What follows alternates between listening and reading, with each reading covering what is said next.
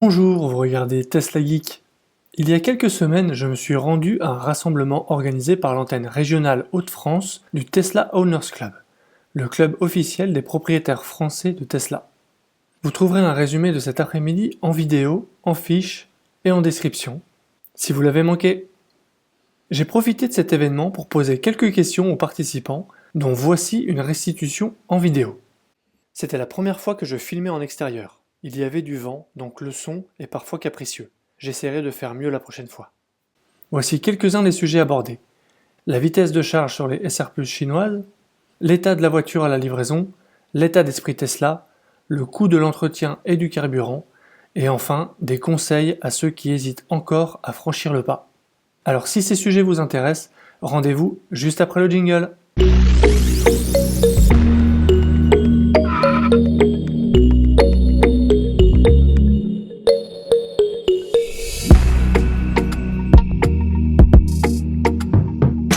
Je suis avec Mohamed.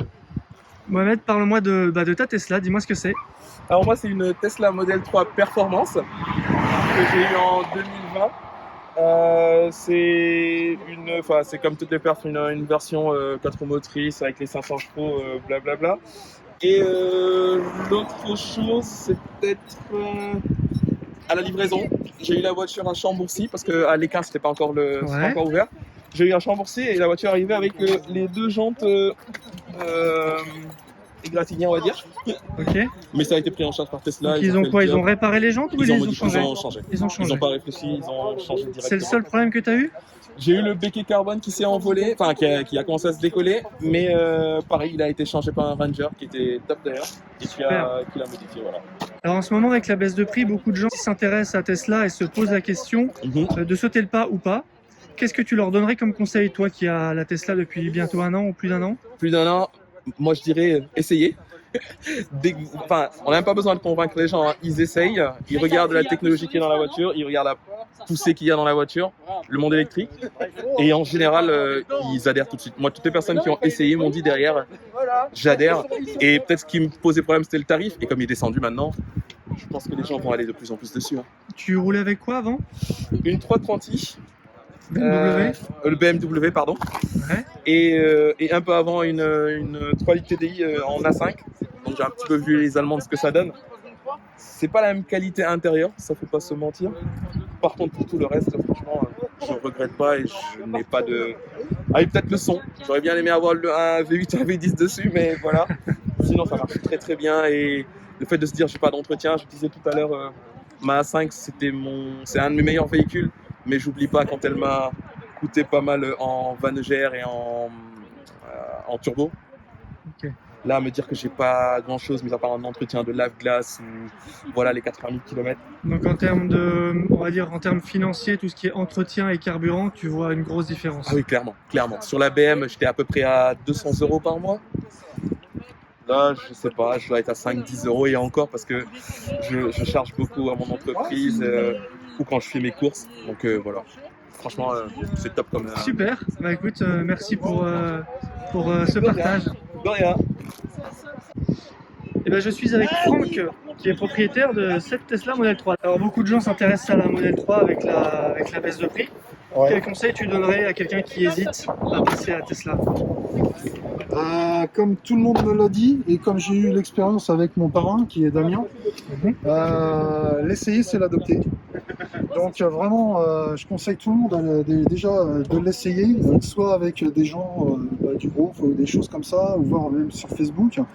Il y a beaucoup de gens, j'ai trouvé une mentalité qui était vraiment complètement différente de tout ce qu'on peut avoir chez les autres constructeurs. On est toujours tous en train de s'entraider, etc.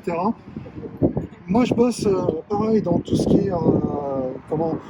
je travaille pour un équipementier automobile, équipementier de garage même exactement.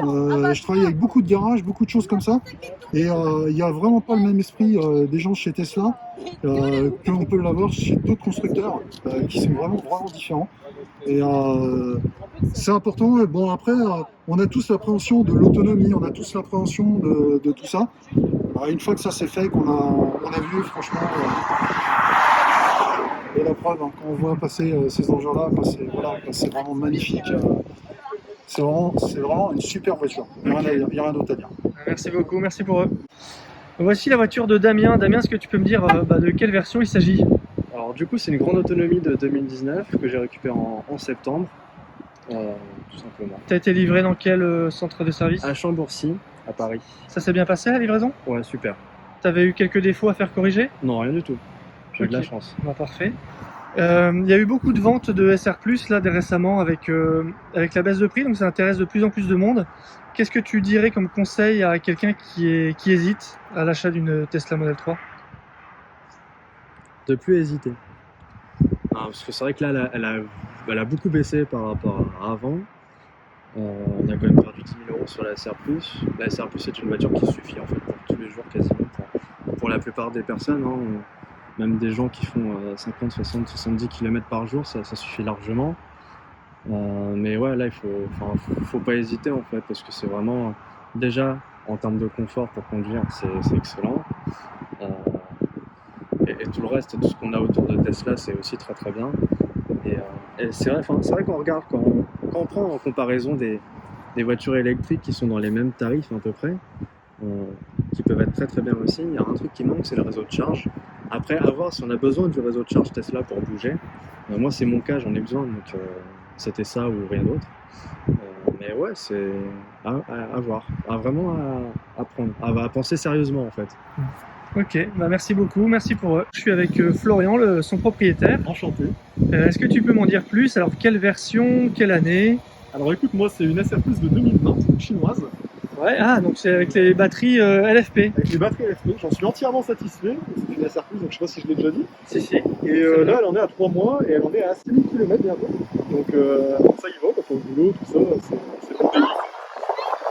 Je dois rouler avec. Alors, certains propriétaires de chinoises se plaignent de la vitesse de recharge. Est-ce que toi, tu as pu constater ça sur les Alors, superchargeurs? J'ai pu constater un petit bridage quand j'ai commencé les premières supercharges. Et finalement, là, depuis ce mois-ci, ça commence légèrement à passer au niveau des 100 kW. Donc pour l'instant, ça a l'air de se résoudre peut-être. Ou alors peut-être qu'il faudra attendre une mise à jour. Mais Ok. effectivement, j'ai quand même constaté un petit bridage. Ok. Et au niveau de l'autonomie, est-ce que cet hiver, notamment quand il a fait très froid, est-ce que tu as vu une différence? Petite différence quand même, surtout au niveau du chauffage, elle n'a pas la pompe à chaleur. Très agréable quand même parce qu'on arrive quand même à faire nos trajets quotidiens sans problème. Mais c'est vrai qu'effectivement, il faut quand même prévoir un tout petit peu plus. Ok. Comment s'est passée la livraison? Alors la livraison, très bien. J'ai insisté parce que j'ai embêté, mais comment dire, la personne qui s'occupait de moi au service center, dans le sens que je voulais une livraison un peu moins les mains libres, dans le sens que je voulais qu'ils m'accompagnent quand même dans la découverte du véhicule et tout le reste. Ok.